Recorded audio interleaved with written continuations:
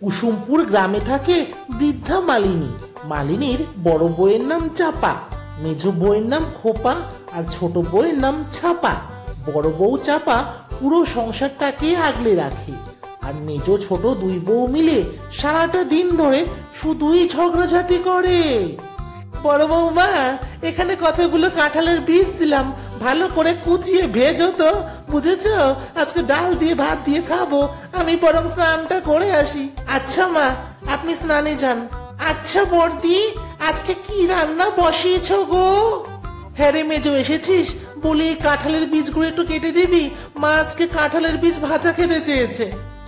ও বাবা, এইসব আমি কাটতে পারবো না। ওই বুড়ি তোমার কাছে ভাজা খেতে চেয়েছে, ওই তুমি কাঁঠালের বীজগুলো কাটো। ও বর্দি, তুমি আমায় দাও, আমি বীজগুলো কেটে দিচ্ছি।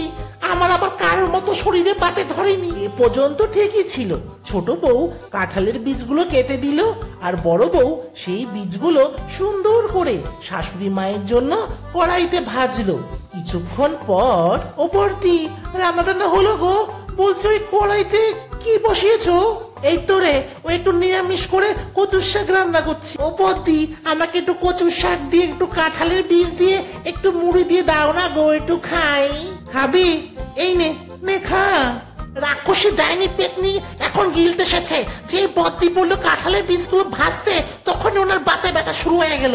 আর এখন যে ভাজা হয়ে গেছে, এখন থালা ভর্তি মুড়ি নিয়ে এখন জম্মের গেলা গিলতে এসেছে। হ্যাঁ রে ছোট, তোর এত বড় সাহস, তুই আমার খাবার নিয়ে খোটা দিস? বলি তোর বাবা কি কাঁঠালের বীজগুলো নিয়ে এসেছে? হ্যাঁ, একদম বাবা তুলে কথা বলবি না তো বেশি।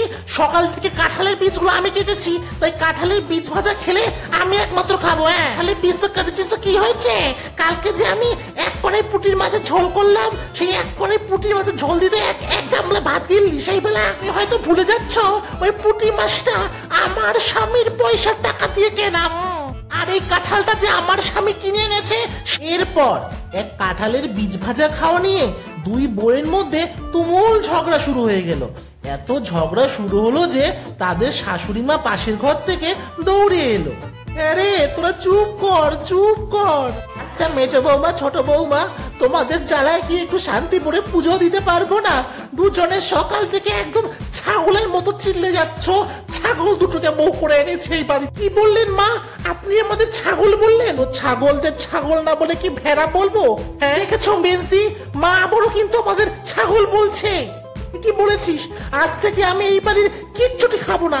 চলো খাবো না, আমিও খাবো না। এরপর মেঝো ছোট দুই বউ শাশুড়ির উপর রাগ করে সেখান থেকে নিজেদের ঘরে গিয়ে চিৎকানি দিয়ে দিল। তারপর, আচ্ছা মা, আপনি কেন ওদের এভাবে বকাঝকা করতে গেলেন? এই তো ঘরে গিয়ে চিৎকানি দিয়ে দিল। সারাদিন না খেয়ে থাকলে এবার দুটো তো শরীর খারাপ করবে। আপনাদের ছেলেরাও বাড়িতে নেই, এরপর শরীর টরীর খারাপ করলে কি হবে তারপর বলুন তো? তুমি থামো তো বড় বৌমা, কতক্ষণ আর না খেয়ে থাকবে শুনি? এই নাও, এই 200 টাকা দিলাম, ওই বাজার থেকে 1 কেজি মুরগির মাংস নিয়ে এসো। তারপরে মুরগির মাংসটাই কষা কষা করে রান্না করো, দেখবে ওই পাতার লোভে ছাগল এমনিতেই ম্যামে করতে করতে আসবে। এরপর বড় বউ মাংস এনে কষা কষা করে রান্না করলো। কষা মাংসের গন্ধ পেল মেজ বউ আর ছোট বউ। তারা তখন রান্নাঘরের থেকে দৌড়ে এলো। এরপর যা হলো, ও বর্দি, কষা মাংস রান্না করছো গো? 1 পিস দাও না বর্দি, একটু খাই। আমায়ও দাও বর্দি, আমি একটু কষা মাংস খাই। তুমি তো জানো আমি কষা মাংস কত ভালো খাই। কিছু বড় বৌমা, বললাম না কাঁঠাল পাতার লোভে ছাগলেরা ঠিক ম্যামে করতে করতে আসবে। দেখেছো, কে বলবে এতক্ষণ এরা সাপে আর বেজির মতো ঝগড়াঝাটি করছিল। এরপর বড় বউ 2 পিস কষা মাংস ছোট বউ আর মেজ বউকে দিল। তারা তো মাংস খাবার আনন্দে নাচ করতে লাগলো। দুজনের মধ্যে ঝগড়াঝাটি সব মিটে গেল।